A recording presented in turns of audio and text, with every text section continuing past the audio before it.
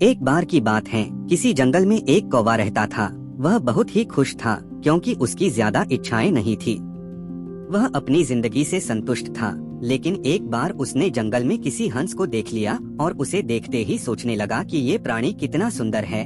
ऐसा प्राणी तो मैंने पहले कभी नहीं देखा, इतना साफ और सफेद। यह तो इस जंगल में औरों से बहुत सफेद और सुंदर है, इसलिए यह तो बहुत खुश रहता होगा। इस पर हंस ने जवाब दिया, हाँ, मैं पहले बहुत खुश रहता था जब तक मैंने तोते को नहीं देखा था।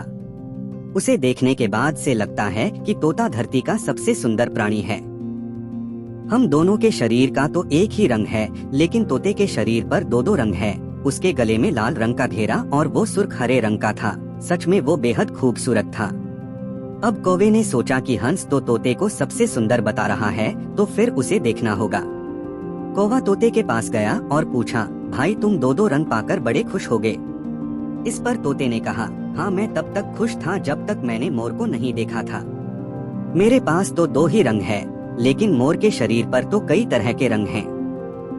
अब कौवे ने सोचा, सबसे ज्यादा खुश कौन है, यह तो मैं पता करके ही रहूंगा। इसलिए अब मोर से मिलना ही पड़ेगा। कौवे ने मोर को जंगल में ढूंढा, लेकिन उसे पूरे जंगल में एक भी मोर नहीं मिला और मोर को ढूंढते ढूंढते वह चिड़ियाघर में पहुंच गया। तो देखा, मोर को देखने बहुत से लोग आए हुए हैं और उसके आसपास अच्छी खासी भीड़ है। सब लोगों के जाने के बाद कौवे ने मोर से पूछा, भाई, तुम दुनिया के सबसे सुंदर जीव हो और रंग बिरंगे हो। तुम्हारे साथ लोग फोटो खिंचवा रहे थे। तुम्हें तो बहुत अच्छा लगता होगा और तुम तो दुनिया के सबसे खुश जीव होगे। इस पर मोर ने दुखी होते हुए कहा, भाई, अगर सुंदर हूँ तो भी क्या फर्क पड़ता है।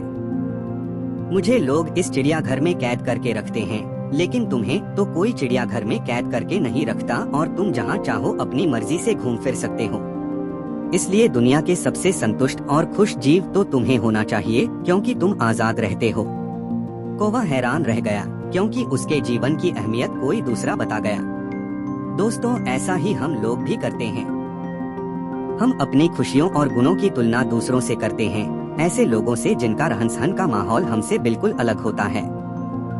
हमारी जिंदगी में बहुत सारी ऐसी चीजें होती हैं जो केवल हमारे पास हैं, लेकिन हम उसकी अहमियत समझकर खुश नहीं होते।